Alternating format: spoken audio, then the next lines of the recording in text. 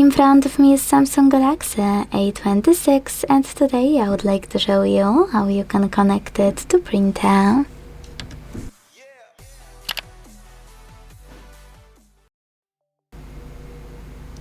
First of all, you need to launch settings and click on this section called Connections.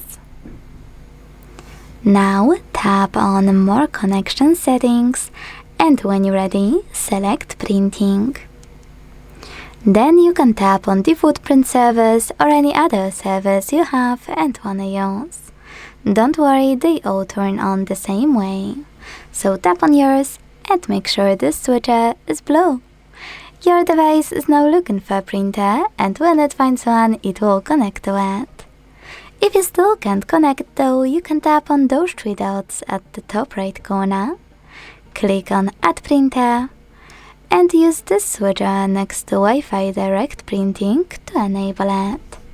Choose Allow and tap on Find to let your smartphone to search for your printer.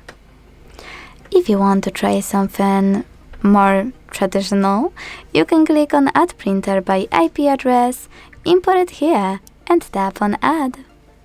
This way you can connect to it manually.